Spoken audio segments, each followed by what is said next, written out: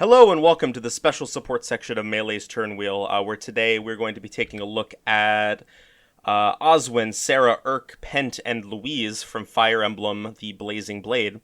And today I have actually, for the first time on the podcast, I have a guest with me for an SSS episode. Why don't you go ahead and introduce yourself? Hi there. I'm LaqOfInterest. Thanks for having me. It's been a while since I've talked about FE7 and actually kind of Fire Emblem in general. But back in the day, I was super into FE7 and the supports and all that. And I did. At this point, it's been I think 9 years. I did a series on the Fire Emblem subreddit that I called the A List, where I went through all the supports and discussed them and tried to figure out which ones were, the best, quote unquote. Yeah. So, I mean, it's been a long time since that's happened, and I didn't really know what I was talking about. So it's been fun to come back and go through at least a handful of the supports and see how the thoughts I have changed, and it'll be cool as well to get your input as well on some of the stuff that maybe I haven't considered before, or that it's been a while since we've kind of touched on. Yeah, no, absolutely. Like you said, it's been a very long time, but I do remember reading a lot of those A-list posts, and they were very interesting, and they gave a lot of great insight into a lot of the characters. I'm curious, and this is one of the reasons that I know that I was excited to have you on for this particular episode. I'm not sure if this is still the case, but at the time that you were doing that, was your favorite character in the game. Is that still true? Yeah, so that was the case. Like, he was the impetus for starting it. It was because I was bored as hell at my summer job, and I was like thinking about nothing but Fire Emblem at that point, basically all day. And it was actually the Louise and support that kind of motivated me to think more about the whole set of his supports, which led to his first episode, which led to, okay, well, let's go through and see what these other folks have. Because I think there's a lot of hidden depths in the cast, right? That you would never, ever get as a normal, regular human being playing through the games, because they're locked to these supports that the average person's not going to see more than like maybe Eliwood Hector see, and then maybe Lynn and Florina see, and that's probably it, unless they're deliberately going for it. So, I mean, I think is still, if not my favorite, then definitely top three. I think it's okay. Legault, and Eliwood. Eliwood like fights with Hector for the other spot there, but he's definitely still up there. I mean, I acknowledge that he's not maybe like, and we'll get into this more. Maybe I acknowledge he's maybe not the most like complex and interesting character, but he kind of like hit the right buttons for me at the time I was playing the game, and that's really persisted over the last 10 years. No, that makes a lot of sense. And I mean, I have to say, when I was going back and rereading his supports for this episode, I mean, I guess we'll get into this. I don't want to get too ahead of myself, but I also think is a great character. And particularly exciting for me today. I've mentioned this on the podcast a few times, and I'm sure Laq knows it pretty well since we talk a fair bit on Discord. My favorite character in the game is Serra, and she's also going to be in this episode, so I'm very excited to get into that as well. And their support with each other. I don't know if I actually knew that. Well, I don't know if I've ever explicitly said that she's my favorite, but I definitely, I definitely make no secret of the fact that I'm quite a big fan. Gotcha. You're one of those. I am one of those, and I no shame, no regrets. I love Serra. She's great. Gotcha. So yeah, I mean, my feelings have evolved on her. Like, we'll get into this. Let's leave it at that for now. Sure. Yeah, that's fair. Okay, so I think both because he's my personal, like, the least interesting one out of this group, in my opinion, and also because he's sort of the odd one out compared to the other four, I think we'll start with Oswin, if that's all right with you. Sure, yep. Okay. So first off, we have the Hector Oswin support, which I think is, a lot of fun. This is like a common theme throughout a couple of his supports. Matthew, in particular, is another one that does this a lot, where, like, Oswin and Hector just have a really interesting relationship where, like, Oswin will be not only, like, rude, but sometimes, like, openly insubordinate with Hector. Right. Only in, like, fun way, only in ways that don't really matter. He still obviously respects Hector at the end of the day. But, in this particular support, Hector kind of muses over the fact a little, they're talking a little bit, they're engaging. And Hector, It comes up at one point that Oswin's only in his 30s, despite the fact that he looks like he's middle aged. And Hector spends a little bit of time musing about how he's worried that that's his fault, and how he's worried that he's causing so much stress to Oswin, which is like played off as a joke, but I do think Hector. It's a nice moment for Hector to get a little bit of genuine concern in for someone that he clearly cares about. Yeah, and I think with the Oswin and the Matthew supports as well. I know we're not going to really talk about Matthew except as it relates to Oswin and Serra, but the thing to keep in mind, right, is that they're both aware of the situation with Uther and the fact that in all likelihood Hector's probably going to be head honcho, at some point. So I do really like, it comes across here and in the Serra support as well, the thing you mentioned about basically being, subtly rude to Hector in the C and the B. I do like that. I do as well, like A, because then it's very clear that, if you finish the game before, or at least Hector mode, you're aware of why he's, rather suddenly coming across as more sincere. Yeah. I do wonder a bit whether the turnaround seems kind of too sudden between C and B, where he's being, yes, I do bug you, versus, the sudden drop. But I guess it's, Hector does acknowledge how this is taking him by surprise. And then you also go ahead. Sorry. Well, I was gonna say, and it's important to mention, right? Like you said, in terms of when you're actually gonna see this stuff in game, this is gonna be multiple chapters. Yeah, that's what I was gonna say. Is it's gonna be 500 years between the B support and A support when they're stuck there in the back line, so slowly shuffling along. So. Well, at least when Oswin promotes, they'll have the same movement for the rest of Hector's entire life. So. So that's all I had to say about the Hector support. The Matthew support, I think, kind of goes hand in hand with this. I think you could talk about them sort of in the same breath. Where like Oswin is even more like they're just like, I think, is it the C support? I don't know. It might be C and B. Where they're just openly shit talking Hector. Yeah, he's a spoiled child. We must keep an eye on him. Yeah. Yeah, so this is something I'm kind of a fan of, and we'll see it a bit later on with one of Sarah's supports, at least, where it's two characters talking about a third character who's not around and not directly involved in the support. And like in a way, I almost feel like, maybe it's kind of an bias under the surface that it's not like quote wasting one of Hector's supports. But anyway, I feel like it's almost more interesting to hear Matthew and Oswin going back and forth about Hector than it is to actually directly see Oswin and Hector talking face to face. Yeah. I don't know if if that is something you kind of agree with and understand, or if I'm just talking out of my butt. But no, I agree. I think that makes a lot of sense. Yeah, especially because they both know, they have the critical information that Uther is maybe kind of winding down. Yeah. So I think Matthew, they're very similar supports, like as you say. So I think they hit kind of the same buttons. And then, I don't know if this is relevant to any of the discussions that you kind of have on the supports, but obviously the Hector-Oswin relationship still does go through some stuff, even if you don't even see their support, right? Like there's an optional conversation in the final chapter between them if you also do a bunch of other conversations with Hector and Elliewood, and I think Matthew as well. So it is nice that you can get some of that even without necessarily sticking them together. Yeah, I agree. I mean, it's one of the few instances where like a character who's not like a main lord gets to have relevance to the story, and gets story content outside of support conversations, which is nice to see. I think Oswin's a cool character. I think he's he's not as immediately a standout because he tends to be the straight man in a lot of situations, which makes it harder for him to like really make his personality shine, I guess. But what's there is genuinely quite fun, and I enjoy that. In any other game, I think he would be very easily relegated to like Boar's tier, where he just is there, right? He has basically the same personality as any given knight in any given Fire Emblem game, but he gets kind of put a bit more in the spotlight because Hector gets his own little story, right? Mm-hmm.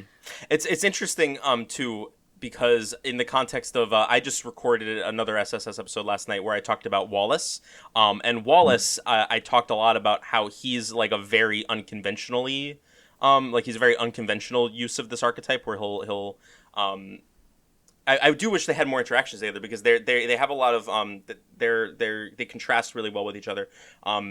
With Wallace just like openly defying orders from like the Marquess of Kalen and like having unconventional takes on his loyalty to other people. Right. So I think that's a fun contrast comparing the two side by side just from Sure. having read those supports just recently. Sorry, go ahead.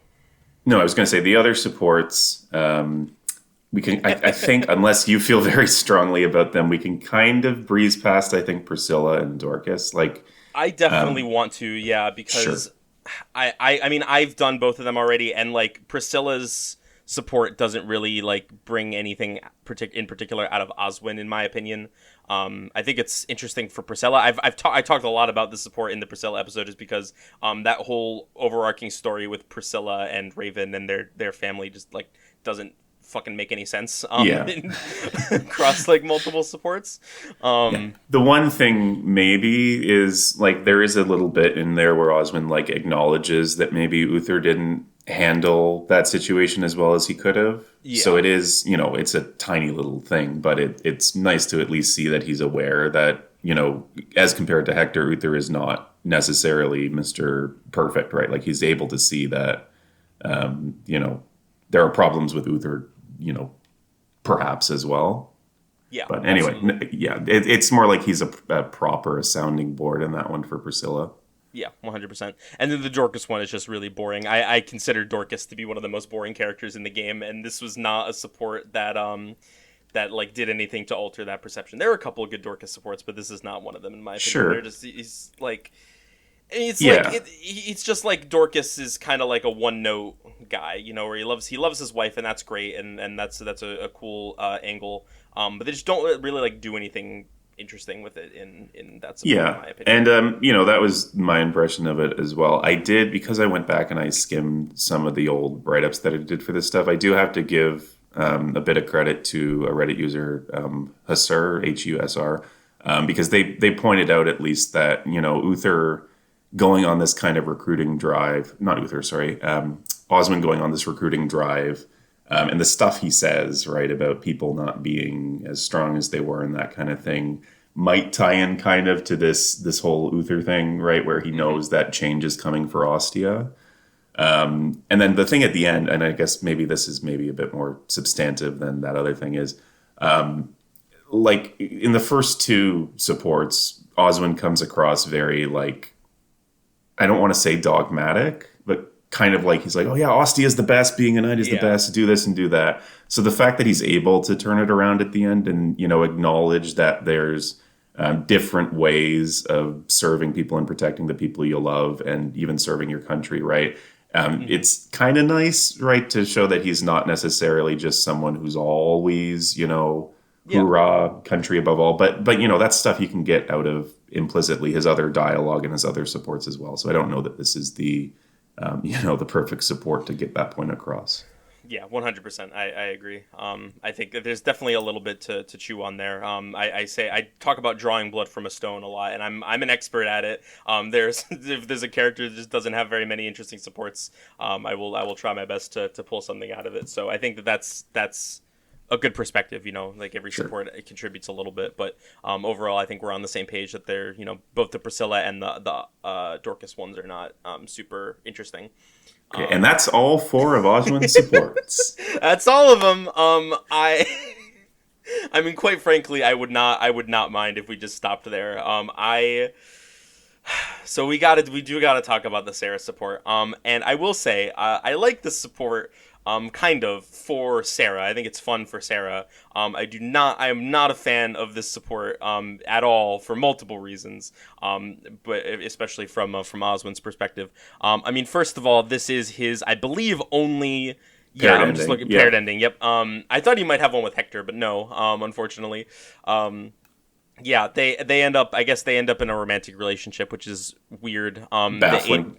But extremely baffling. We skipped some steps here in between the A support and where it ended up, which is kind of the case for all of Serra's paired endings. But anyway, it's pretty friggin' funny. Like the C support Yeah. with her praying, and then it starts normal, and then it goes into I want gold, I want food, I want to do the fun jobs, and it is funny that he's mean to her as well. But Yes. the landing, right? They don't necessarily stick it with the A where he kind of backs off and it swings Yeah. too hard in the other direction, where he even starts fibbing to her about what his intentions were and all that, and she takes that the wrong way. So I can maybe talk about this, and we can talk about this a bit more when we get to Sarah's thing.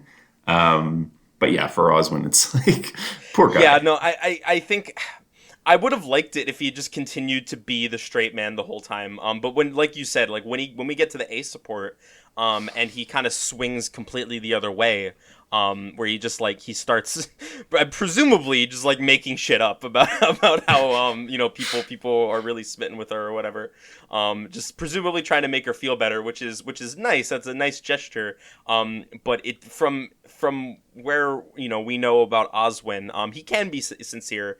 He can be a nice guy when he wants to be.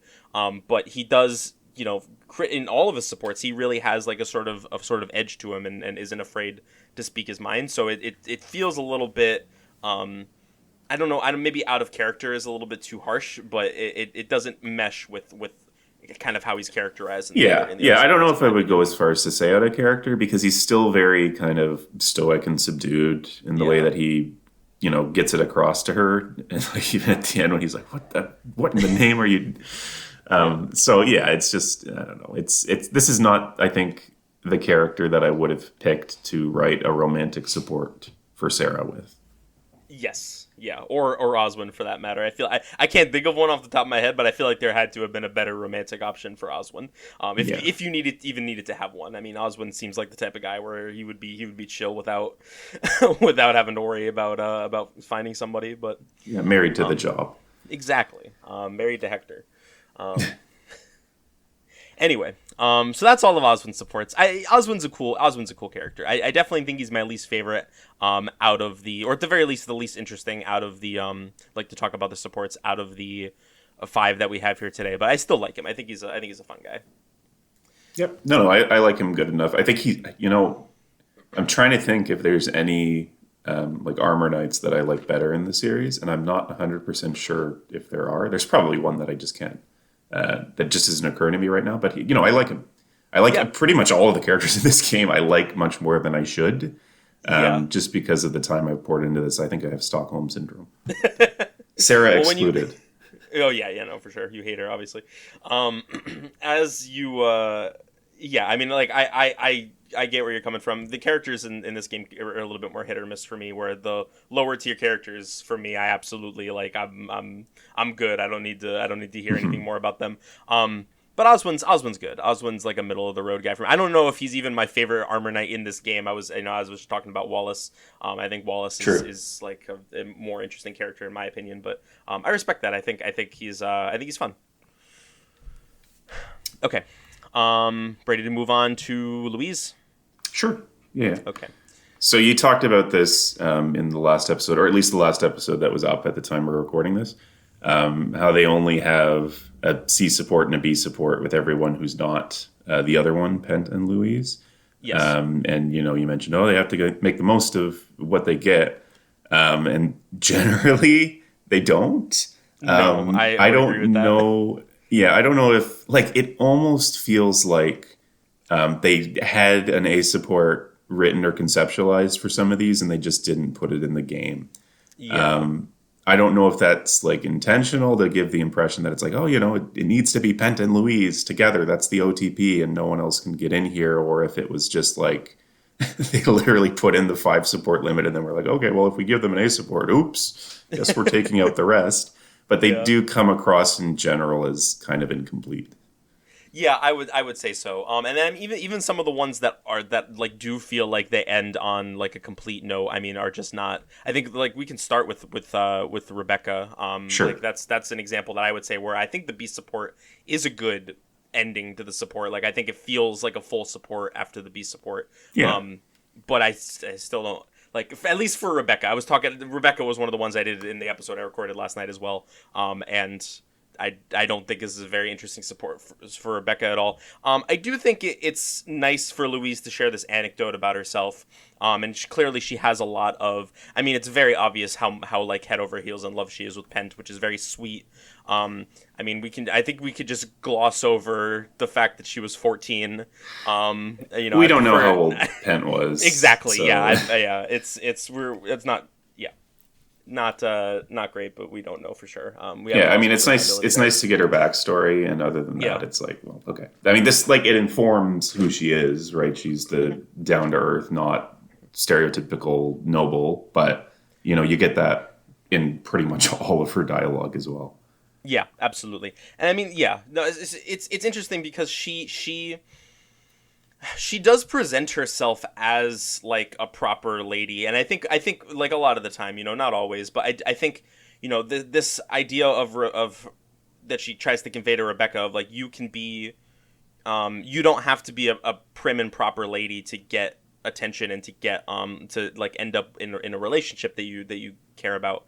I think is a good lesson, but I think it's also like I don't like Louise doesn't. She is down to earth, and she's not very like aloof like you would expect maybe a noble woman to be, but she definitely presents as very proper and very I guess she presents as noble, at least in my opinion. So I think the message, I don't know if I want to say the messaging is confused, because I think the point that she's trying to make still works, but it feels like a weird lesson to come from Louise, I guess, if that makes sense. Yeah, no, I get where you're coming from. It's also, dangerous that she's going around advocating for young women to become archers in Fire Emblem. True. And I guess Rebecca was already there, so. Yeah, that's true. She was already an archer. If Louise really cared, though, she would tell her to reclass into something else. Yeah.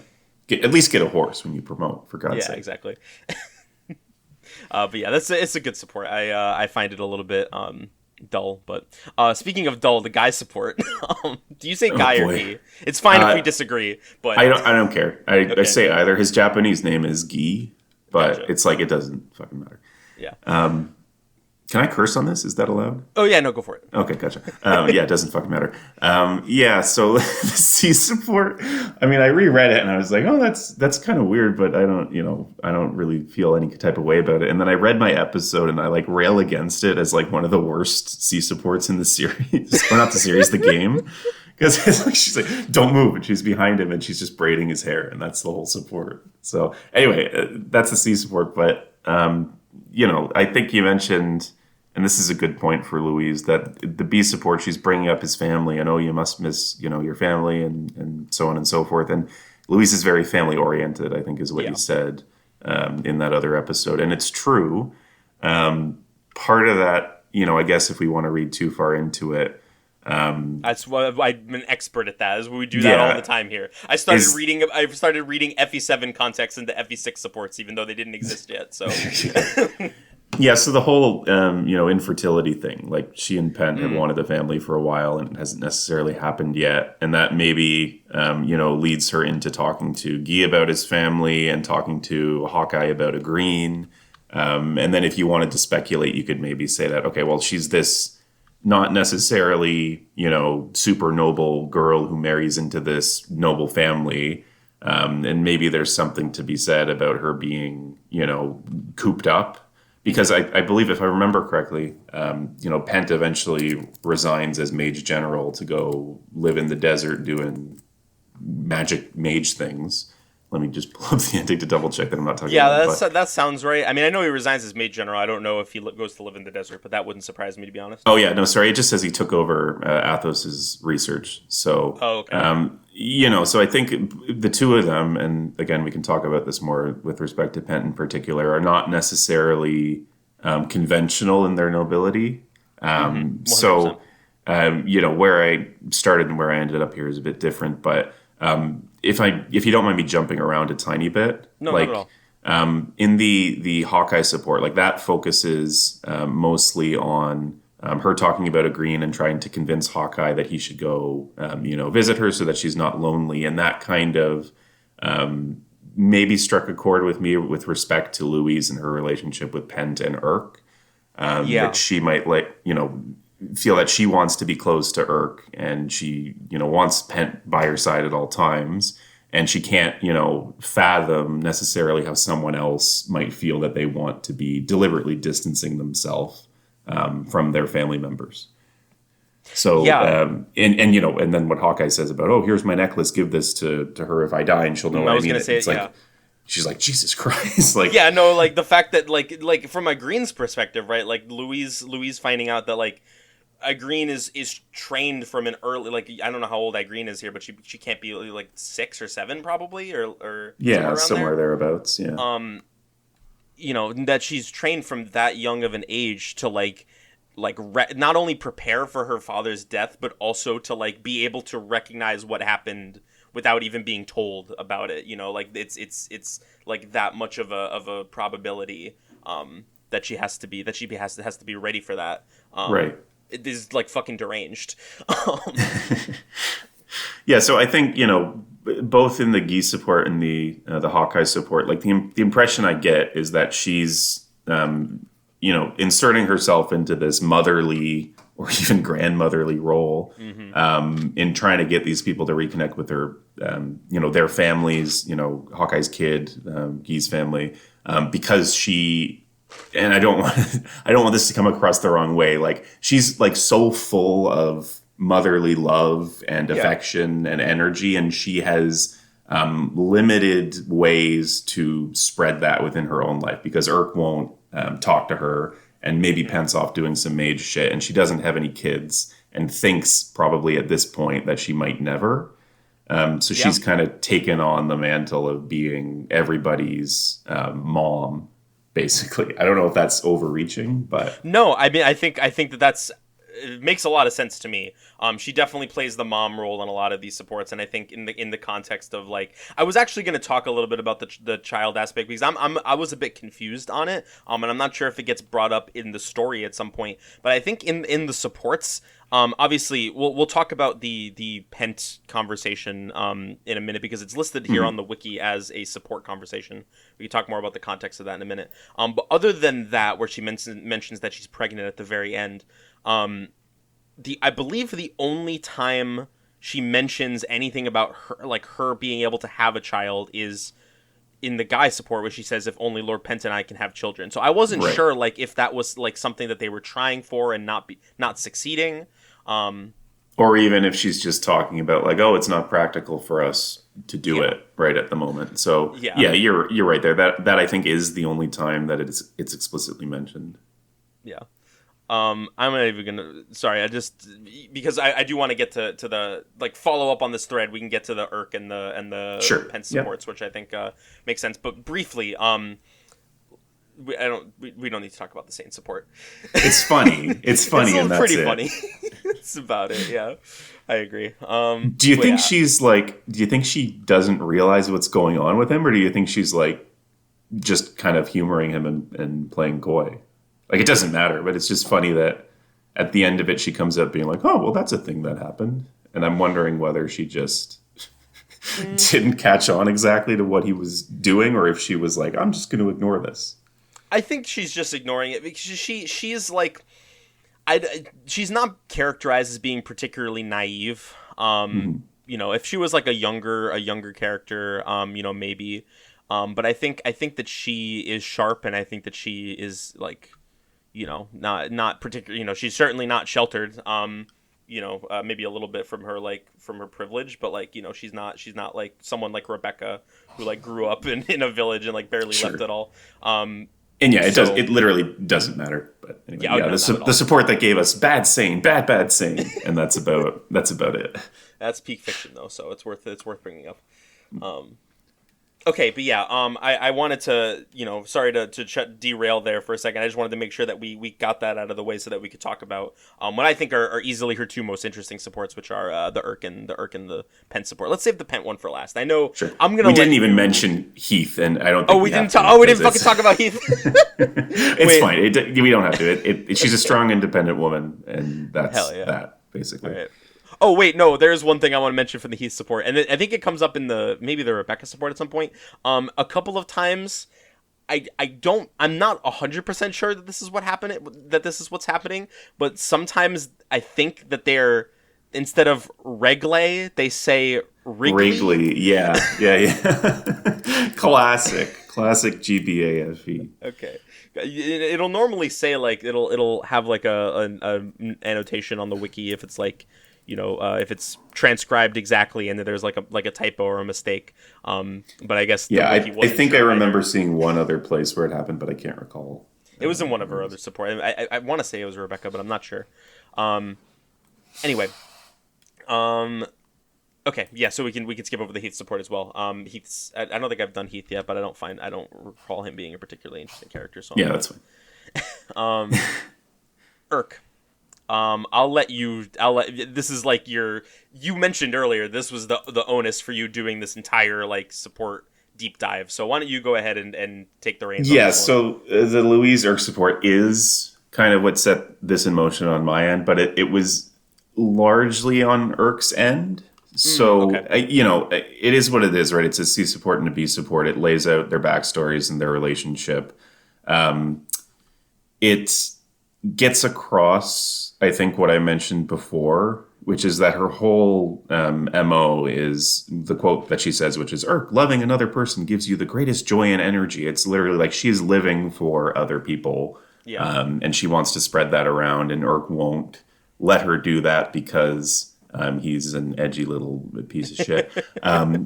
Anyway, that's not what I really think, but for all the reasons that Irk does what he does, which we'll talk about in a second, Yeah. he's making it so hard for her. And this one, I think, is maybe one of the ones where it's almost tragic for it to end after the B support, because it's rather inconclusive, right? Like, she pours her heart out to him about her experience meeting him and their relationship and why she's doing what she's doing and how terrible it makes her feel that Irk is not reciprocating that 100%.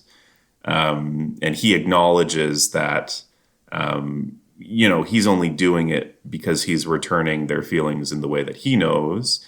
And then the support kind of ends. And it's like, well, okay, that's an ending. Like, they've, I guess, addressed and resolved the tension between them, but it doesn't really feel like a happy ending. Yeah. And then meanwhile, Pent and Louise run off and have their babies, right? So it's like, well, okay. And Irk has never mentioned it if 6, so he must have died. But anyway, Probably died. so in a snowstorm or something. I like the support for it's a very frank. It's long for one thing, right? The B support's a lot of back and forth, but it's a very frank discussion from Louise about her feelings when we haven't really, in all the other supports, seen her necessarily talk about herself as much.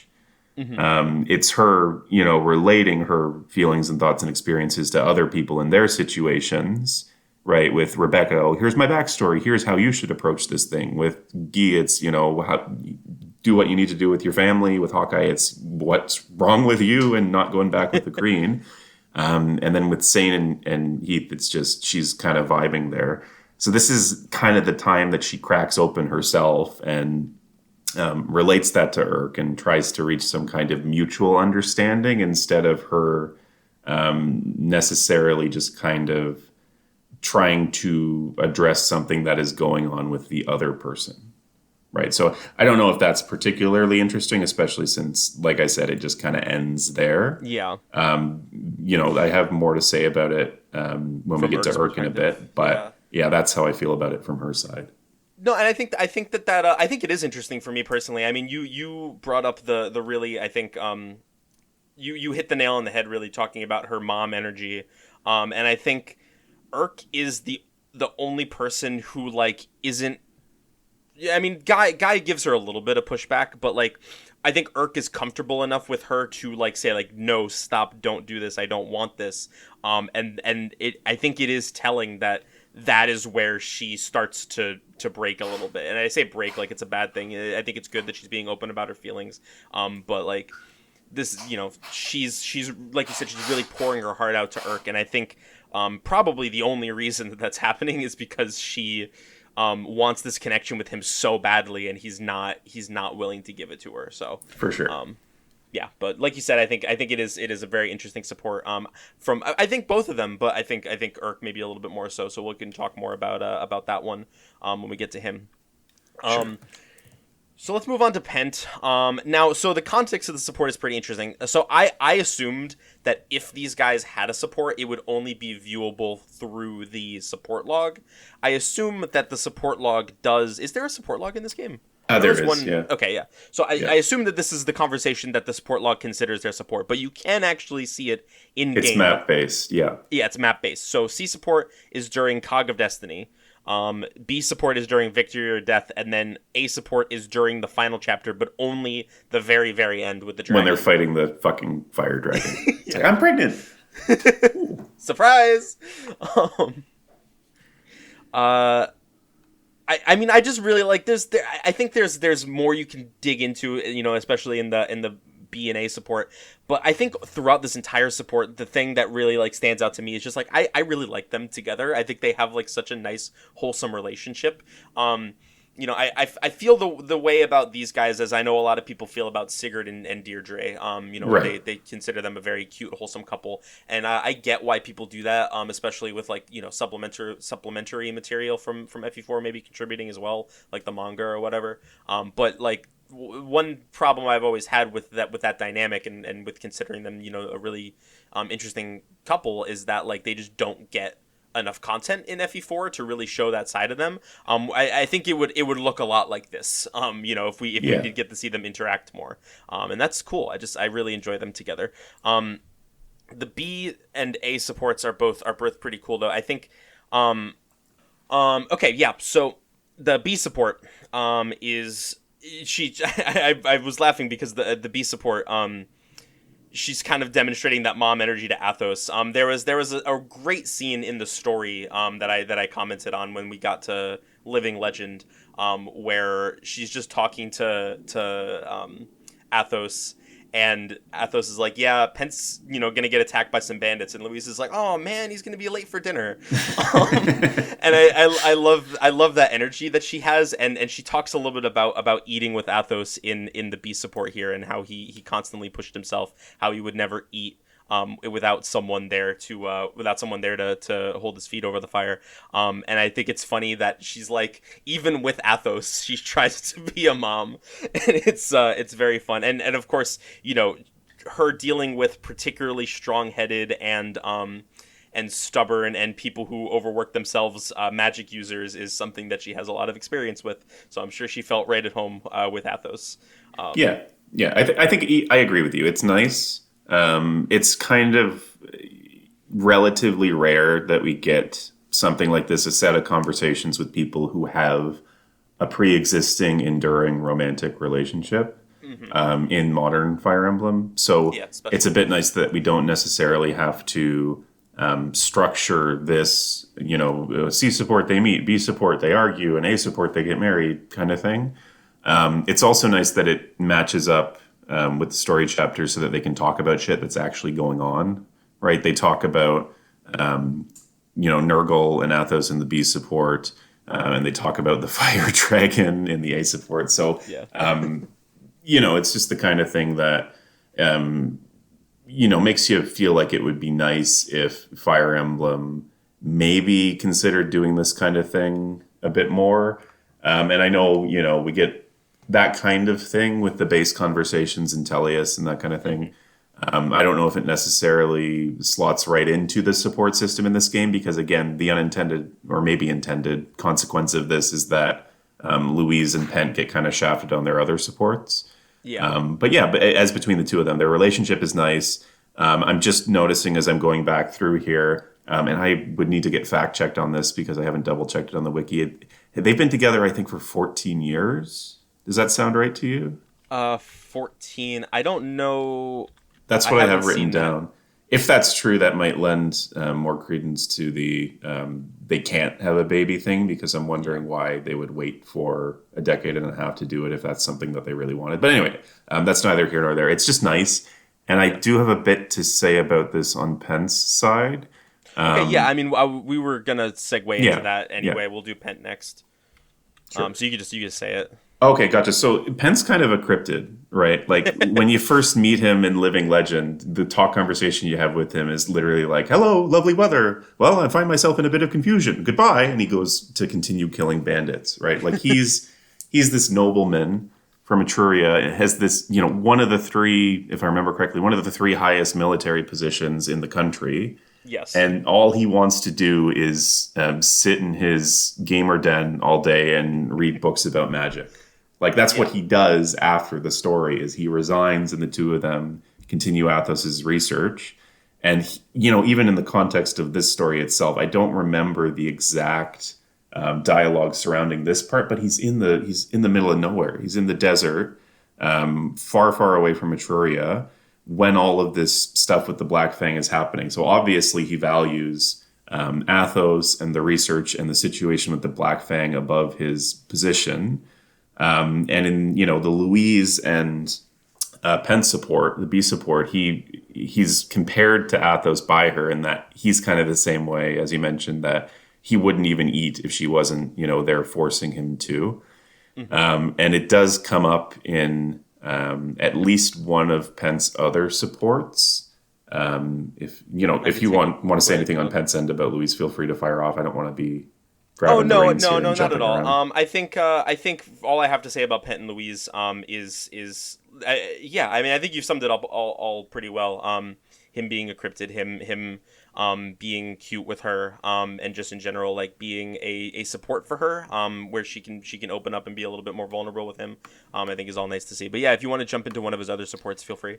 Sure. So I was thinking of Canis or Canas. I don't know how you Yes, I pronounce actually it. really want to talk about this one. So you say what you're gonna do first. Sure. So, I mean, first off, it's obviously funny, right, that Canas starts off being amazed and, oh, my wife will never believe me. And then at the end of the B support, it's the opposite. He's saying, Yeah. oh, Louise will never believe me. So that's funny. And again, maybe this is dipping a toe too far into Canas's eventual episode, I'm but gonna do the same thing. So you go right sure. ahead. So it's funny that Canas's supports with other people, right? The dark magic thing is the big elephant in the room, right? And people are concerned and horrified about his situation and his brothers and them being lost to the darkness and all that. And it's almost like when Pent is being told about all this stuff that he just takes it in stride. It's like, oh yeah, you have a bunch of brothers who've had their souls sucked out by dark magic. Ah, well, that's the risk we run by being scholars, right?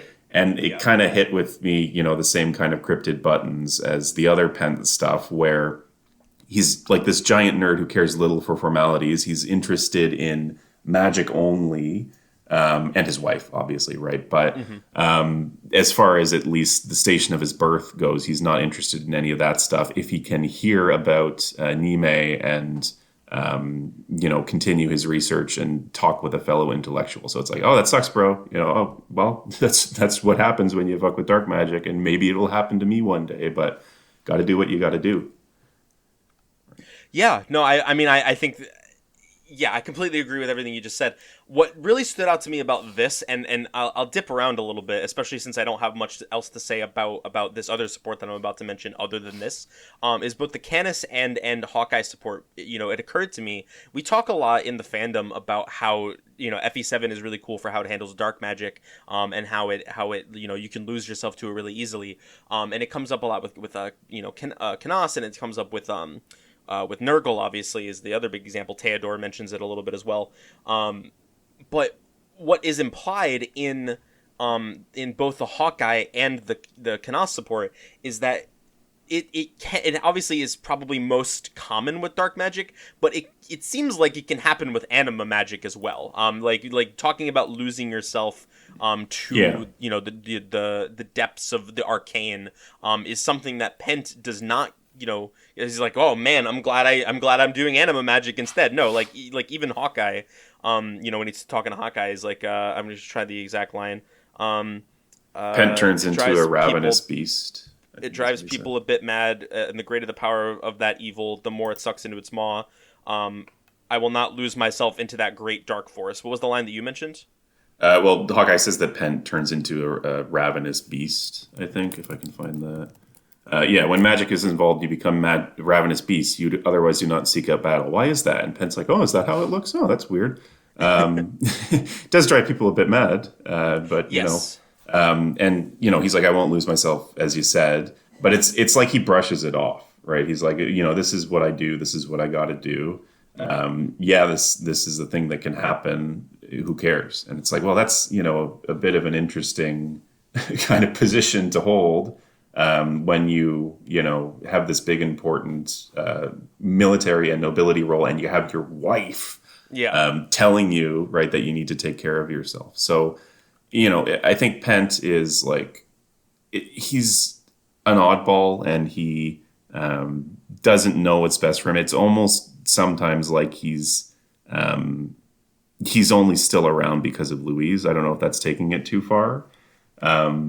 Yeah, but he like when you look at Pent, like his character design and the reputation he has in the fandom, if you had never actually played the game and read any of his dialogue or his supports, you might think he's like, oh, he's Mr. Perfect. He's the like ultimate nobleman and gentleman and husband, and it's really not that. He's pretty not obsessed, but I think he would be obsessed if he didn't have the grounding factor of Louise around. Yeah. No, I think that makes a lot of sense. And we see, similarly with Canas. I mean, again, not to get too much into what we're going to talk about with him eventually, or what I'm going to talk about with him. I don't know if you're going to be around for that episode. That is the Renault episode, and you don't have to commit right now, but I will say that I'm talking about him in the same episode as Renault. But anyway, yeah. So I think Canas has a wife and has a child. And there's, I think in one of his supports, he maybe he's not as close with Hugh as he should be. But he also has those grounding factors, and I think that is a factor in how he doesn't lose himself. And if you want to take it back even to FE6, right, where we had I talk a little bit about this in Ray's supports, where he's really he gets really into dark magic if he supports with Nime, and he does it. He wants to have power to protect his friends or whatever. Chad and Lou. And it seems like it's a pretty common theme where if you don't have those connections to keep you grounded, then you can go over the edge and get too obsessed. I mean, Nurgle had even with knowing that he wanted to get his kids back initially, he lost himself Right. probably because he didn't have anybody that was actually there with him to help support him. But he when he hit back when he had Athos, getting into this later story content, he was fine. So I think that is a really good observation, and one that is very consistent throughout what we see of the magic users in like across both games. Yeah, yeah, yeah. There are two more Pent supports. I don't know if Yeah. you have any strong feelings on Fiora. I didn't realize that Pent was the one who sent her until I reread this Yeah, support. isn't that fun?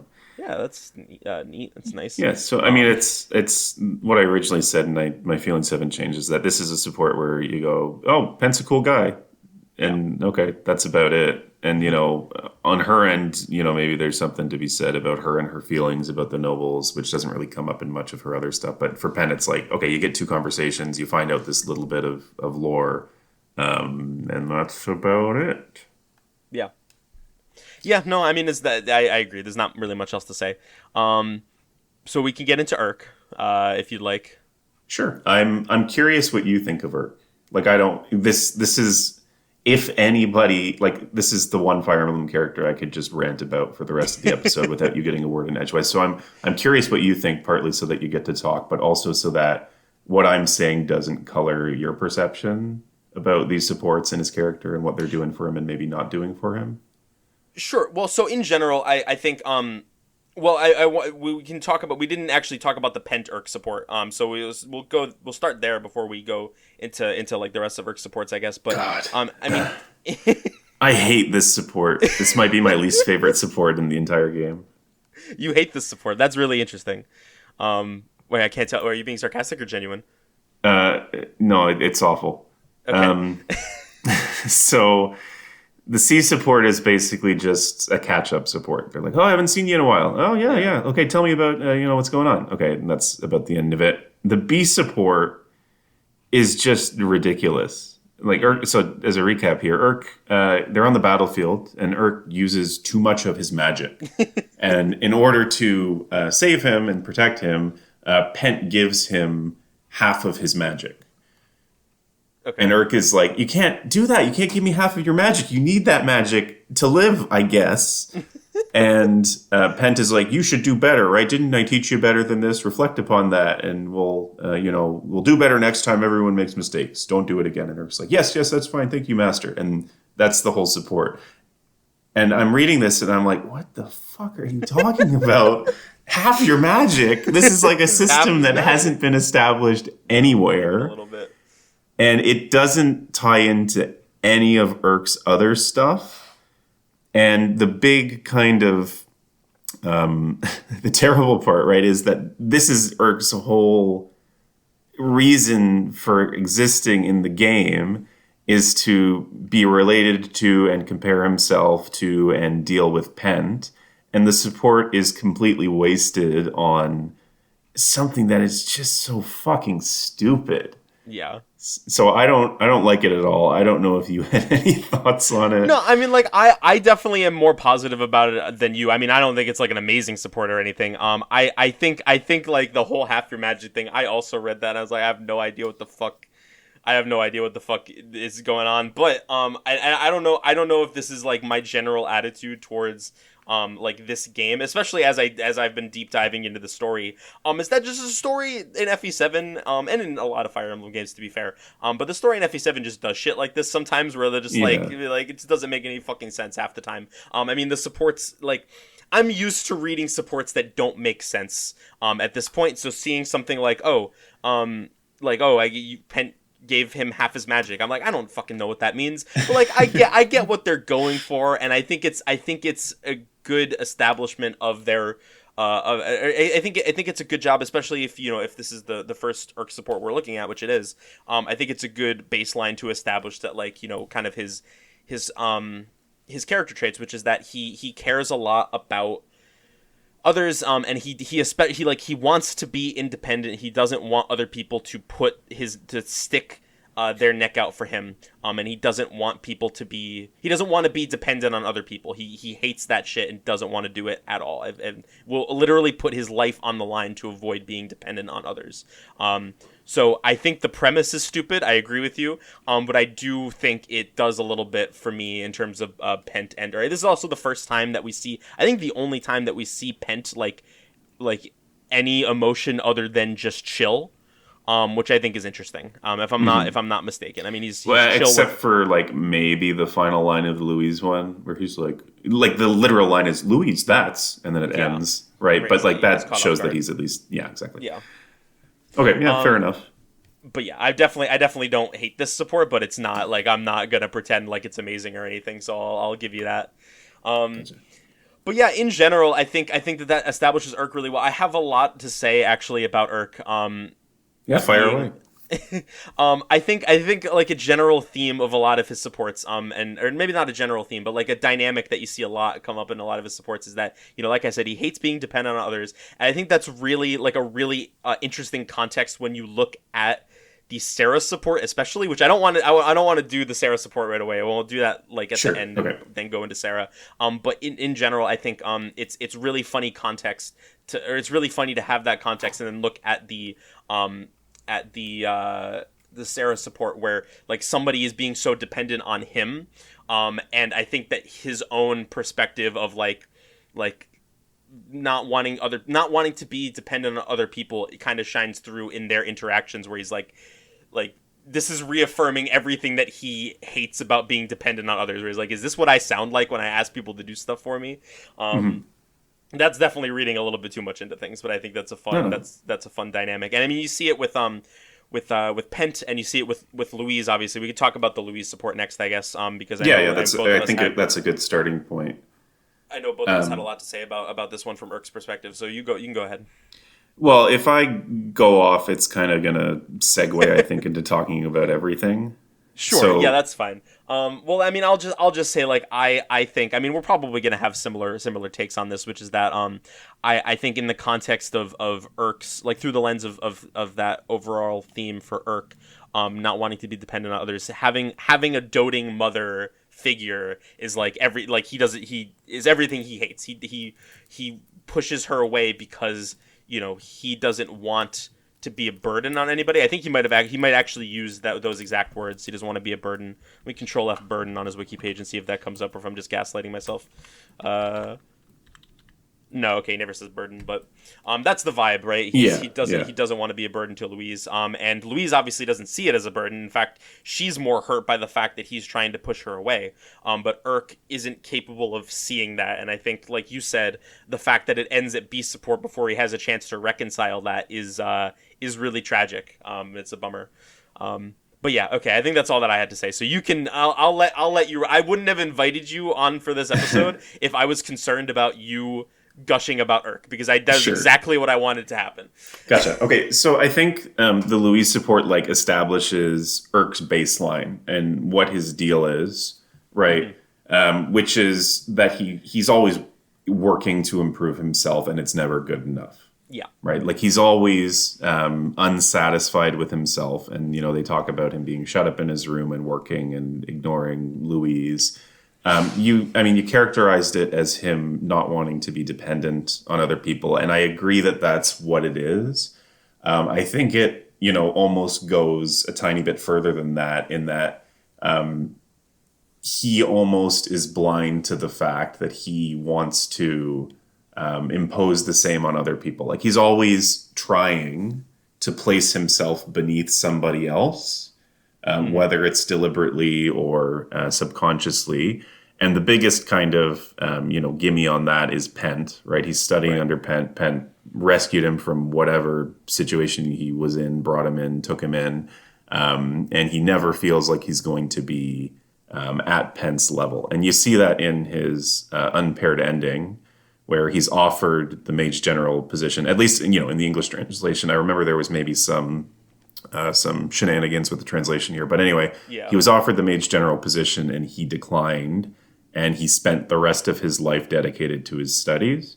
Mm-hmm. And something that's, I think, a tiny bit interesting about that ending is that it's not explicitly a happy one.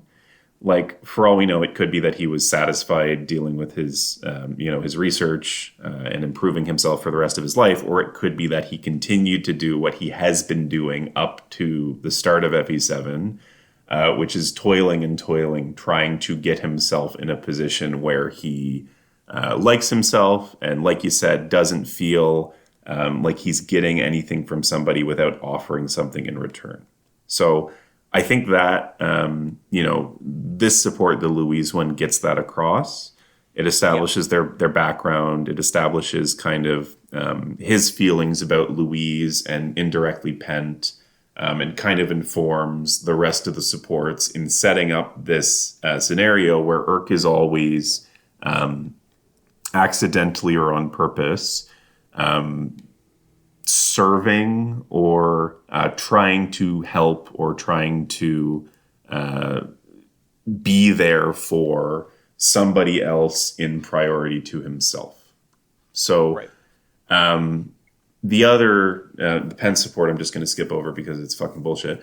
But the other three supports, I think, take three completely different tacks to taking that idea of him being feeling inferior and needing to do something for someone else to be satisfied with himself, and they take it in three different directions. So I don't know which of the three. I think you said you wanted to do Serra last, so we can transition to her. Yeah. With the Priscilla support, just as like a very, very quick recap, it's like they're talking about how he feels like he's not doing enough for her because his previous employer was Serra, and she was always like demanding that he like wash her feet and that kind of thing. Yeah. And she's like, oh, Priscilla shows that she's maybe a bit concerned about whether or not his previous employer was a woman, because maybe she's a bit jealous. And then the final one, we find out that the contract that Urk had to escort and protect her has just expired. And she doesn't have any money to renew it, so he's going to have to go back to Etruria and take some other job. And instead, he says, "Well, no, let's just keep doing this, and I won't be contracted to you anymore, and I'll just protect you because that's what I want to do."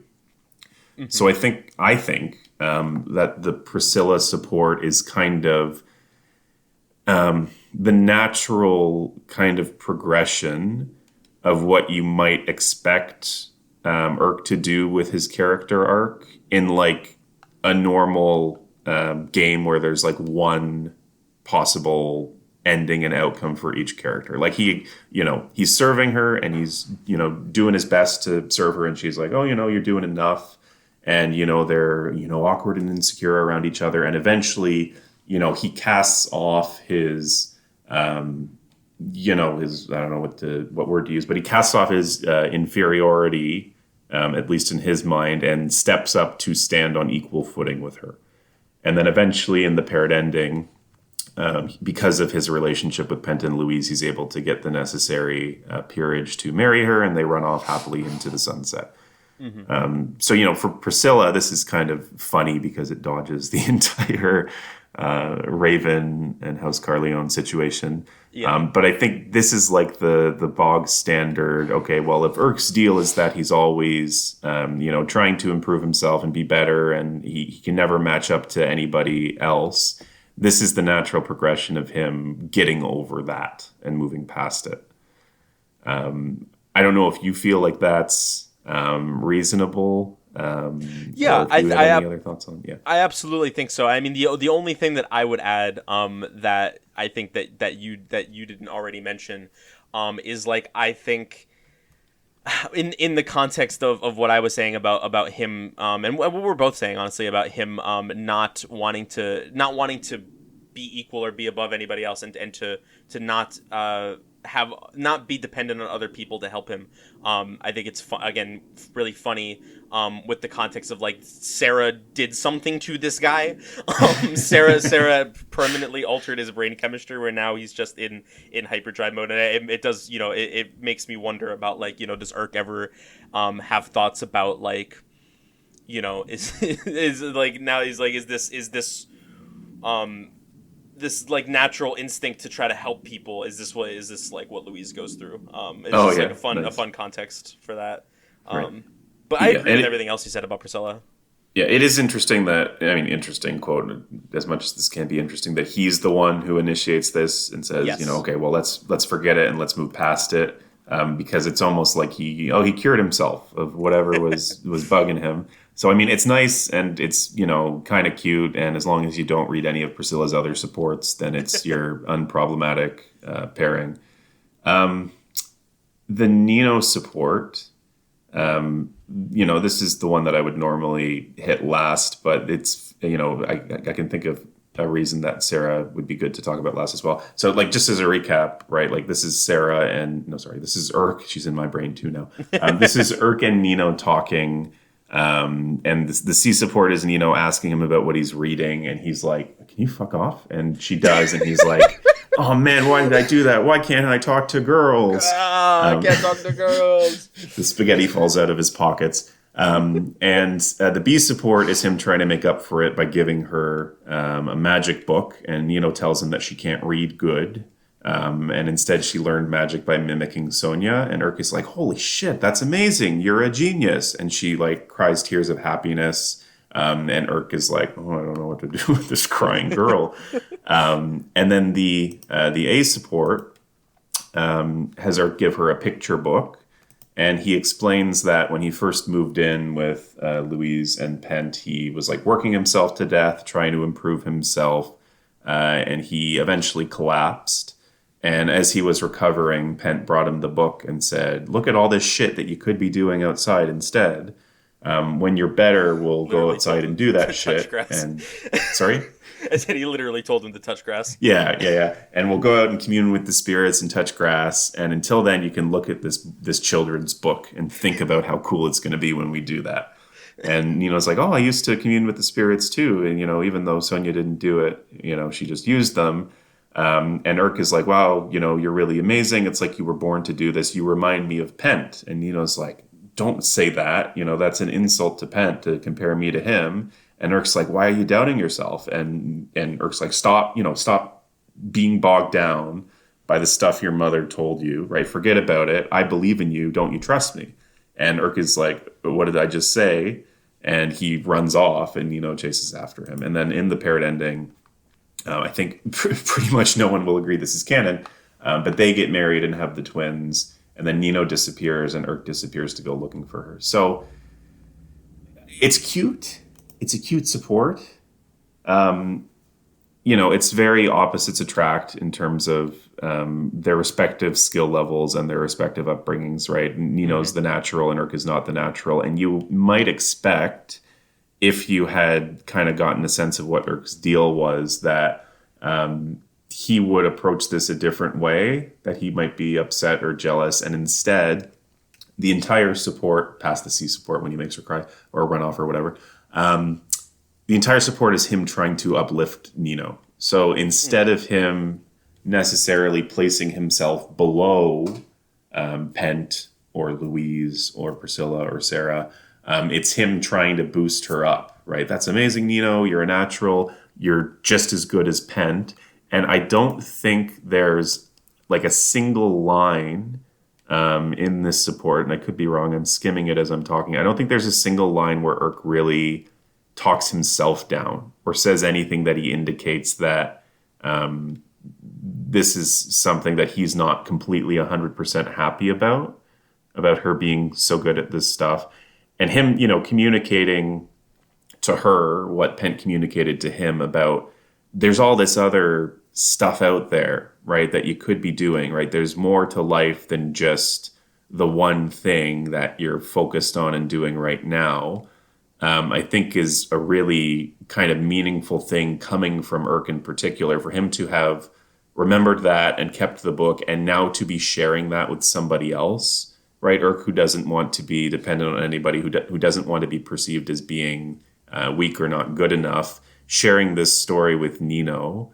And really the only thing that prompted it was Nino just telling Urk about how she learned magic from her mom. Like there's nothing really that happens in the B support except for Nino bursting into tears at Urk complimenting her that prompted this. So, it's almost like that wasn't fully his intention to come to her and kind of share his, not really trauma, but his backstory and his deal. It may have literally just been, oh, she can't read, let's give her the picture book that I have.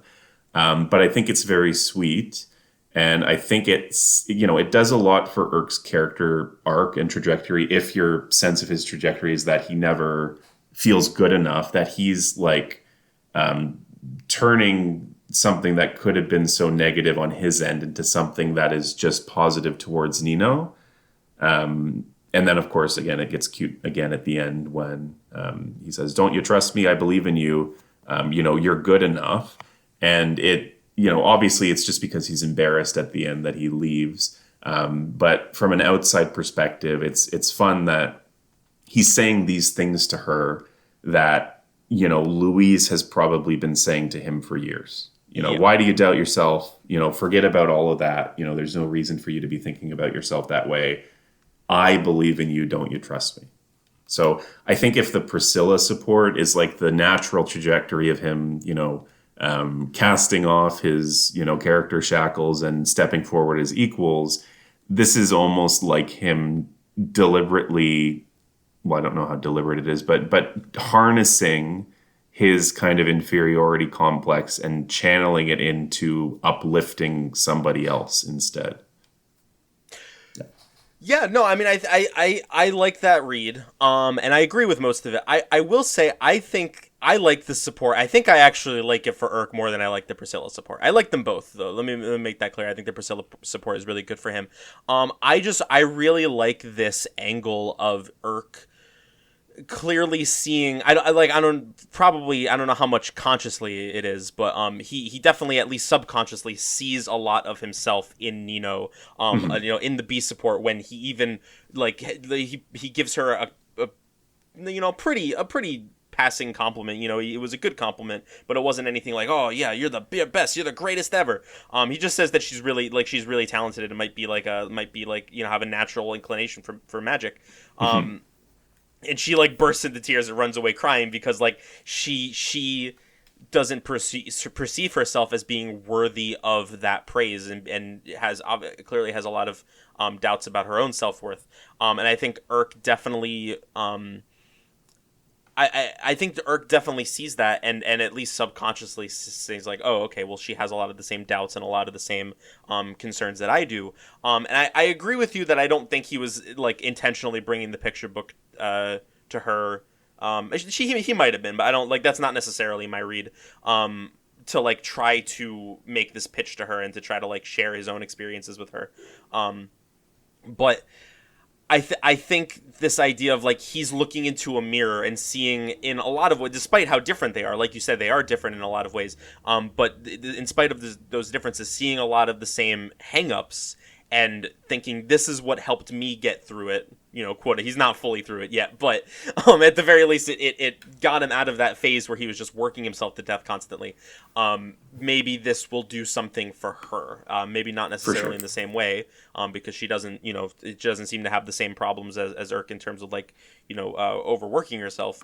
But I think that this is a good direction to take Irk's character, because I think him having to be that person for somebody else, in a way that's like organic and not like the relationship he had with Serra. I think it works really well for me. I'm a big fan of their dynamic here. Yeah, absolutely. And that is a nice segue into the final Irk support.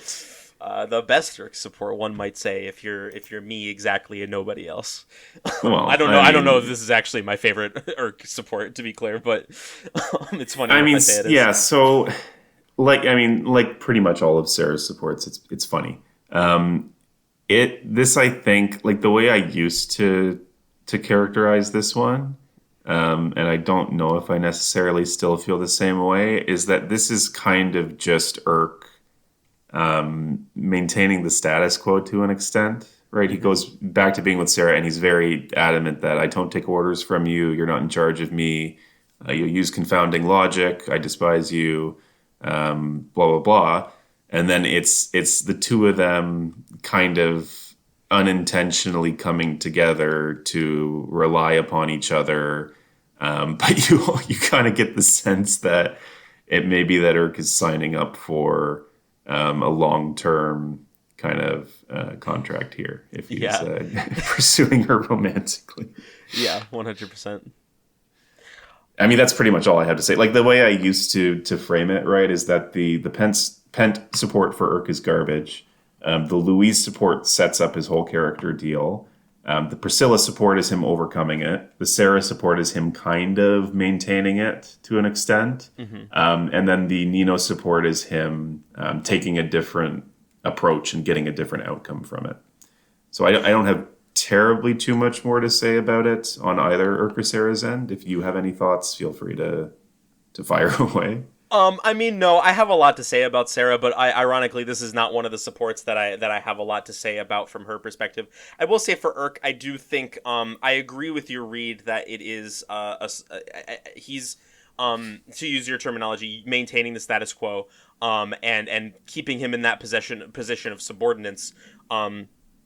And I think that but I do think that if it was that simple, then he wouldn't be so like, he wouldn't bicker with her so much, right? And Sure. like he even at the end where he resigns him, it's like okay, well, I'm gonna stay with you, I'm gonna protect you. He's still arguing with her the whole way, like Yeah. he's not like, oh well, I guess this is my life now, and sucks it up and deals with it. I think he gets I think he gets a lot out of this dynamic that they have, where he finds her annoying, he finds her difficult to deal with. But I think in the Priscilla support, when he's like, when he sort of automatically starts like trying to go through these things, like, hey, do you need help with this? Hey, do you need help with this? I think that to a certain extent, he enjoys it, or at the very least, it's something that he feels comfortable doing, even if he's going to put up a fight about it along the way. And I mean, this is like an extremely common character dynamic where like two Yeah. people who bicker constantly end up developing feelings for each other. So from that perspective, and it's a character like a ship dynamic that I'm always a fan of. So That's every single one of Sarah's supports. Well, yeah, basically all of her romantic supports, that's for sure. I do think that this is her, probably her best romantic support, although there is another person that I think that she should have had romantic support with that she doesn't, that I think would have been better. But yeah, we can start talking about Sarah now. Yep. Well, I really like Sarah. In case I haven't mentioned it, we can briefly talk about we've already talked about the Oswin support. I like the Oswin support for Sarah, because I think it's funny. Yeah, Yeah, that's basically it. So, like, my read on it is that the Oswin support and the Hector support basically end up trying to do the same thing, and I think the Hector support kind of hits it better. Mm-hmm. Like, they're mean to her. Hector's like, oh, I should replace her. And then in the Ace support, right, Sarah kind of has a bit of a breakdown, and they reassure her, and then she bounces back, right, too far the other way and goes back to insulting them. And I think we've already talked about the Oswin one and about how it kind of comes a bit out of nowhere with him making up the extra stuff. Yeah. The Hector one, I don't know what your thoughts are on this, but I think this is probably Sarah's best individual support. I don't agree with that, but I do think Okay. it's a good one. By no means do I think it's Hector's best support, right? But I think it's very sweet, right, that he comes back and says that they're family. I think, yeah, again, it's still funny, right? It's funny like all of Sarah's supports. It's decently long for a support. Like, there's a whole lot of back and forth, but the Hector one as well gets more into Sarah's backstory and the way that she is. Whereas with the Oswin one, it's more like she just kind of had enough of him bullying her, right? And there's no particular rhyme or reason to why she's acting the way she is. Yeah, no, 100%. I agree with that. I really like the Hector support. And I think it's a good opportunity to talk about sort of my pitch for part of why I like Sarah so much. I mean, obviously a big part of it is that I find her very funny. But I think that in the Hector support, we see the facade crack a little bit, because I do think it's not just a little bit. No, well, she's like shouting in denial. Yes, well, like 100%. I think, yeah, I say crack a little bit. I just because compared to the Lucius support, which I want to talk about later, I think that it comes. I think that it cracks and buckles here more with Hector, whereas in Lucius, I think it comes down a little bit more naturally, and I'll talk about why I feel that way. But with the Hector support, I think that this is like one of the few supports where we get insight into like how she feels about herself. And I mean, she's not obviously being very honest with herself about the situation. She's completely in denial about her status and lying to herself about being a member of a Trurian nobility as a way to cope with the feelings of abandonment and loss that she experienced from being left in an orphanage as a child. And I think from that perspective, I think that adds a little bit more context into her relationship with Urk as well. And I'm not gonna try to say that like the Urk support is better necessarily because of this, because obviously they don't go into this at all. They don't unpack this at all in that support. But I do think with this additional context, it's easy to see a parallel between Urk and Serra, where Urk, they both have these really glaring self-image issues, whereas Serra tries to to respond to it the exact opposite way that Urk does, where Urk tries to like lean into it, put himself below other people, and try to be as independent as possible, not be a burden on others, because he sees that self-image issue as like fact, and he just rolls with it. Serra just goes completely the other direction, where she now, because she has these self-image issues, she sees herself as being the most important person, the prettiest person, the most desirable person. And I think Hector, you say that Hector and Oswin are similar, and I do agree with you. But whereas I think the way that she, becomes sad and like has the way that she becomes emotional in the Oswin support feels a lot less genuine to me. It does feel like she's being a little bit more vapid in the Oswin support, compared to the Hector support, where he is really like pushing her to, like, she's about to fucking break, with their conversation. So from that perspective, I think Hector makes a lot more progress with her identity, or like getting her to be more open and honest about her identity. Although at the end of the day, she still doesn't make it all the way there.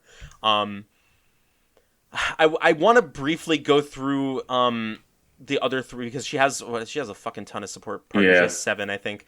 This was like also the first one back when I was doing the A-list write-ups. This was the first episode I had that had 7 supports, and I was like, oh, for fuck's sake! Of course, it had to be Serra. Thankfully, I don't have that issue here. Sorry. Did you say everything you wanted to do? Did you say everything you wanted to say about the Hector and Oswin supports? Yeah, I think. I mean, it depends on what you say about like the Lucius one. With Hector, I think part of the reason that I like it as well is that, the whole reason that Hector is telling her that, we're here for you, we can be your family, we'll wait for you until your parents come for you, is that he's trying to give her a reason to separate, break free from this delusion she's imposed on herself, right? That she's a noble and that her parents are coming, by offering her something else, right? By saying, okay, we're your family, right? We can be that for you. You don't need to continue this, or we can wind down from it in the future, right? This is the first step to her maybe getting something that is genuine, as opposed to this facade that she's put up. Whereas with, the Urk support, some of her other romantic ones like Oswin, it may be that her kind of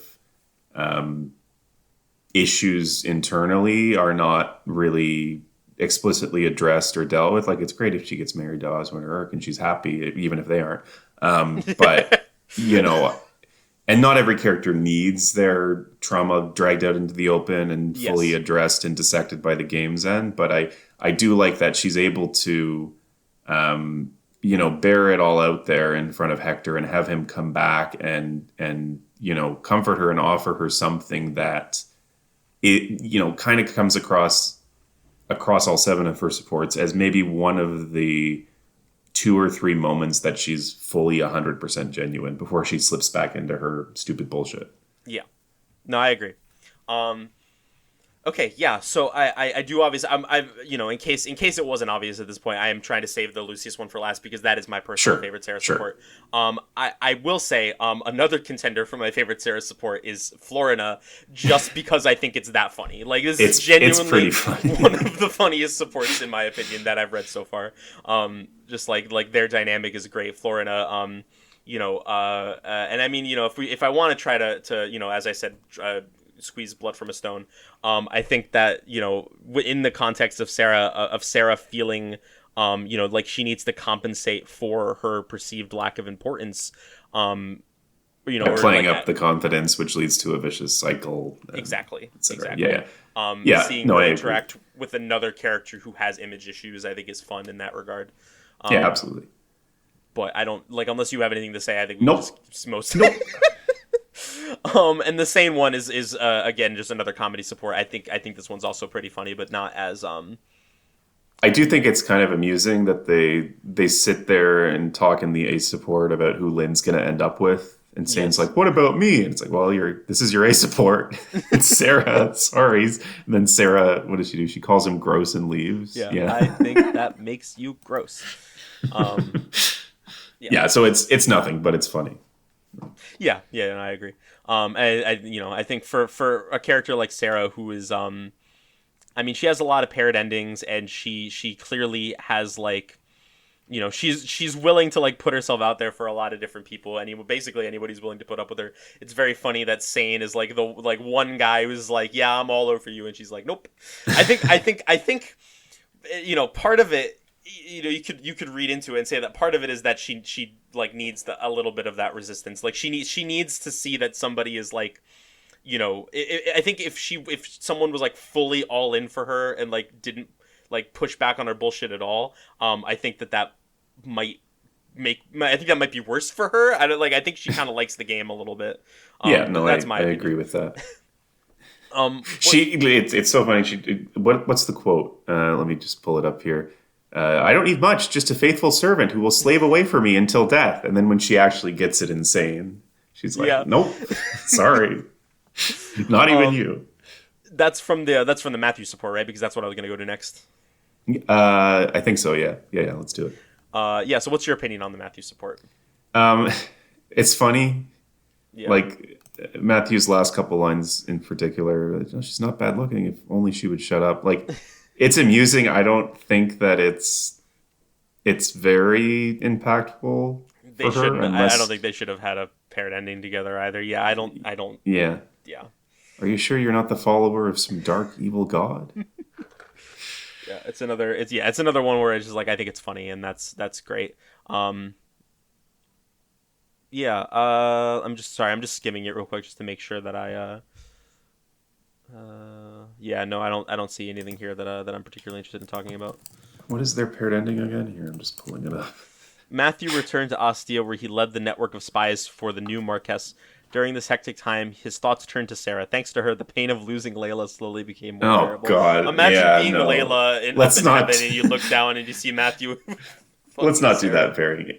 Yeah, no, I don't. I don't like that. I don't like that pairing at all. I do think it's not I don't remember if I've done. I think I've done Matthew already. I don't Yeah, remember what other. Is this his only other paired ending? it's his only. Let His me. only I'm just paired double ending. checking that. Yeah, I think it's his only paired ending.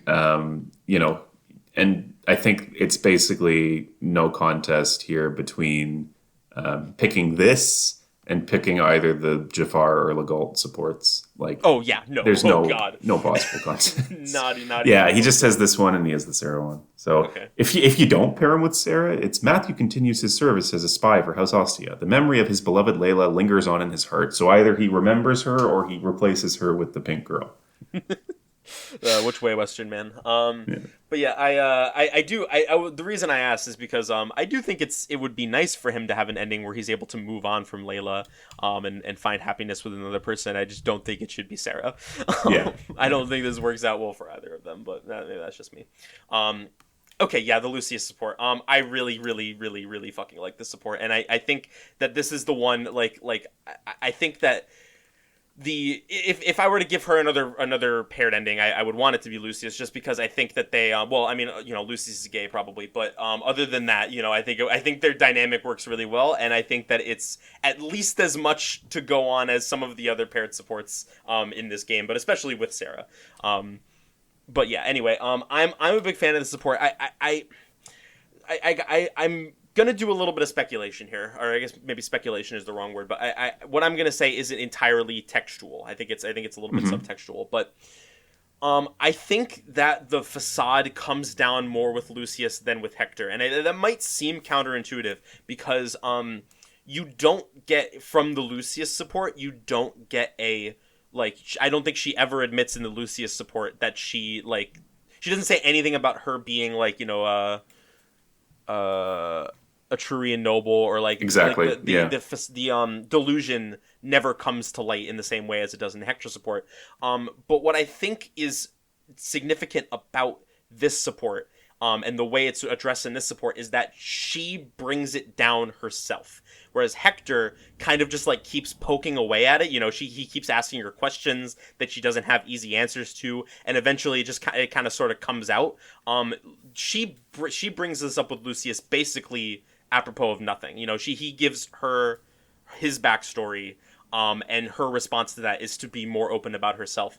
And I think what makes this what makes this interesting for me is that I think the reason that it comes down more with Lucius is because Lucius is the only person that she supports with that I think she sees as unambiguously an equal. I mean, at the very beginning of the support, um, obviously this is played for a joke, but I'm going to argue that I think it has some character implications here as well. Serra says, "I just make it a policy not to make friends with girls who are as adorable as I am." Which is, obviously, haha, Lucius is a man. But I think that what it's telling us about Serra is that she sees Lucius as somebody who is at the very least, as attractive as she sees herself. And even like in the B support, when she finds out that he's a guy, she's like, oh, he's so beautiful, like he's so good looking, and this is, I think, the only time in ever, maybe across the entirety of her supports and like the main story of the game, that she gives somebody else a compliment, or at least like a genuine one. And I think that from Serra's perspective, seeing someone like Lucius, who from her perspective is as put together, is as she uses physical attractiveness as the measurement here. But I think that she sees Lucius as somebody who that is in her mind, in her image of herself that she's trying to convince others of. And Lucius just has it. And Lucius is also open about his history. And Lucius is open about the fact that his mother died and that he was raised in an orphanage, I think. And I think seeing that, Serra breaks down the wall and says I don't need to do this, and I can be open with this person because they are what I aspire to be myself, and I'm they're not putting on this act, so why should I have to? Can I read you what I wrote 9 years ago about the support? My quote analysis of the support was a paragraph, and it's this is very interesting. Serra attempts to show off her imaginary Etrurian heritage to Lucius, as she did with Florina Insane, but she accidentally causes him to reveal his tragic backstory as a commoner orphan. Unlike with Florina, Serra chooses not to lord her superiority over Lucius, instead choosing not to even bring up the lie and sharing her real story. Obviously, the difference between Florina and Lucius's situations is that Serra sees herself in Lucius. His C support and B support establish Serra as seeing him as equal to her, whereas Florina's clearly establish Florina as being inferior, at least in Serra's mind. So the whole time you were talking, I was like, I cannot say any of this better because this is exactly how I feel about it as well. I don't know if it comes from, Lucius catching her off guard in the C support with the gender reveal party. And that kind of throws her off the track and makes it so that in her brain, she's no longer able to talk down to this person. But she's very clearly, first off, very clearly taken with him in the B support. It's almost like she's having to pray in order to fend off some evil urges. But in the A support, I almost wonder, what I said back then was, oh, she's going to try to show off her imaginary heritage. I almost wonder if that's even what it is, because she asks him where he's from, and he says Etruria, and she's like, I knew it. And then she asks about his family and what rank they are and blah, blah, blah. So I guess she was probably angling towards segueing into her own story. Unless she was just kind of on her own excited about the prospect that she's just racist. She thinks all Etrurians are nobles and they have blonde hair. But yeah, so she tries a bit to do her usual shtick and it doesn't go anywhere because she's, so taken aback, with Lucius being in the same position as her, that the wall comes down and she shares that with him. I do kind of disagree with you on this, again, still being better than the Hector support. And it's a matter of opinion, just because I almost feel like it doesn't really go anywhere after that on Serra's end. Right? Almost, if they had cut out or combined the C and B support into one and then had this maybe as kind of the B support and then part of this and then something further for what the A support ended up being, maybe I would feel, a bit more enamored with it. And they, they don't have a paired ending because, like you said, Lucius is gay AF. But it does feel like this is one of the ones that should have maybe gotten a bit more attention, as opposed to maybe Matthew or Oswin. Again, those supports are still funny, Yeah, yeah. right? And this one is too, in the first couple conversations. In any case, I agree that for her character, obviously, it's nice because if you had not read the Hector support, then this would be your only source of the information that this is her backstory. Hmm. So I think it's hard to argue that this is not better than at least five of the other seven supports. Yeah. No, yeah, I think having the opinion that that this is that the Hector support is better than this one, I think is completely reasonable. And I do think that it does more with the like you brought up in the Hector support, him establishing that they're a family for her so that she can start to bring down those walls herself. I think is more like it feels more of a conclusive ending than what this one has. So from that perspective, I completely agree. I think it could, I definitely like this one more, but I think the Hector one is like a very close second, for me. Sure. And of course, again, no sane person would ever do either of these supports No, of because course not. Yeah, Hector goes with whoever he's going with, and Lucius goes with Raven, yeah, or for Renault sure. or whatever. But anyway, yeah. No, I mean, so again, I've turned around on Serra. I don't despise her. She is amusing. And all the times that I've used her, she's been like a crit god for some reason. But character wise, I think you could do far worse, particularly in GBAFE, where you have some real duds. She's entertaining. She has some depth, and I think there's a lot in here that Sarah fans can feel good about. Yeah, I agree. I wanted to bring up your mention of the line from the Lucius support, where she starts asking about his heritage and like who like his family's like status basically. And I think that you're right that she's definitely angling towards talking about her own like lie basically. But I also think that like a part of the reason, because she could have led with that, right? But I think that she wanted to maybe have something to like bond over, assuming that Lucius was of noble heritage, but also like I think she's trying to confirm her own biases Oh, here. I see. I think Gotcha. yeah, that's my take on it anyway. Yeah, no, that's totally fair. You think she just asks everybody if they're Etrurian so that she can? I guess he has the blonde hair, and that's what she was Yeah. thinking of it. But that's funny. I wonder how well kept the secret is if she's sleuthing around trying to find her parents. Yeah. Okay, yeah, so that's everybody. I mean, I like most of these guys. I definitely, Oswin's okay. And I'm not the biggest fan of Louise. But the rest of them I think are pretty great. I'm a big fan of Irk in particular. I think he's definitely my second favorite from this episode. And again, I acknowledge that he's kind of mid, right? Like that's his whole deal. But you could throw him in a lineup of various red infantry mages from Fe and not be able to tell any of them apart. Yeah. Because they all look and kind of act a bit similar.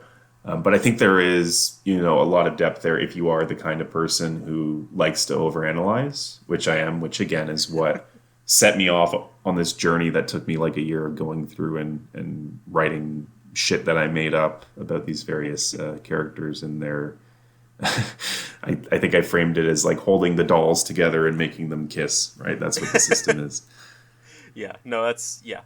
I agree, and it was really great to have your perspective on a lot of these guys, especially on Irk, because I mentioned this earlier. I very intentionally do not read the A list. There was one observation that you made. I don't even know if you remember this, but it really stuck with me, and I've brought it up a couple of times. I think you talk about it in the episode about Sane. Or maybe it was Kent. I think it was Kent actually. Yeah, where you talk about the gameplay implications of the A support, and only being able to get one A support in the narrative. I brought that up a couple times, but otherwise, I very intentionally do not want to echo any of the thoughts that you wrote subconsciously, which makes it very funny that we basically had the exact same analysis of the Lucius and Sarah support. Some of these things you can only take a certain number of ways. Yeah, But the other thing, like I understand that you don't want to read it because you don't want to be unintentionally like having it affect your own analysis. Yeah. Obviously, I do not care, right? If Oh someone yeah, for wants to sure. look at that crap and say, "Oh, this is right" or "This is bullshit," partly because it was almost a decade ago, but also because there's like I'm not any kind of authority Oh on yeah. any of this stuff, right? Like I started doing it because I was bored and I liked one of the characters, and that spiraled into writing about all 42 of them. Hmm. So, you know, all of it is taken with a grain of salt. You know, a bunch of times as well. You know, I would put out an episode and someone would write something in the comments correcting me, and I would go, "Okay, this is now the episode." Because my own stuff is bullshit. I think Priscilla in particular that happened with because I did a big misread on some parts of her character and someone ended up setting me straight. What's part of it, you know, what's a bit of a shame is at least one of the people who contributed a lot to those discussions deleted their account Oh, and all their bummer. comments. So some of the A-list episodes, you'll open them up and then the comments will be a deleted comment and me replying going like, "Oh, this is so great and informative. Thank you for posting this." And now it's just lost to time. Yeah. No, say love you, but yeah, okay. So I mean, then normally I would end these episodes by talking about like who my favorite character was that we talked about today, and I mean, I don't think that that's particularly necessary for either of us. Sure. But yeah, that's all that I had about to say about any of these characters. Lack, thank you so much for joining me for this, and I hope again, no need to commit right now. But I know that there were some other characters you were interested in talking about, so feel free to let me know if you want to hop on for another one. Yeah, thanks very much for having me. It's been a lot of fun again to dive back into this after you know a lot of people don't talk about FE7, and that was part of the impetus for me putting this together. But it's been great talking about it, and I would love to come back for another one. Awesome. Yeah. All right. Cool. All right. Well, then I hope you have a good rest of your day. Sure thing. Take care. You too. All right. Big thanks again to Lack of Interest. Definitely go read his A list episode. I mean, like you said, they're very, very old. So I'm not sure if he necessarily feels. He didn't really say whether or not he feels like he fully agrees with all of them still, but or like stands by them, I guess. Uh, but yeah, so that was a lot of fun, and I really enjoyed finally after so many episodes of saying how much I like Serra, finally being able to talk about her in depth. Next time, we're going to be looking at, and this will be like after the next main episode, I guess. Yeah, because we need the guy from Pale Flower of Darkness. We're going to be doing Marcus, Lowen, Harkin, and Isadora, who are like the Fair A guys. So I hope you look forward to that and join me when I put out that episode. These two episodes should be coming back to back essentially. Yeah, I that's all I had to say. So I hope you guys have a great rest of your day, and I'll see you all next time. Bye bye.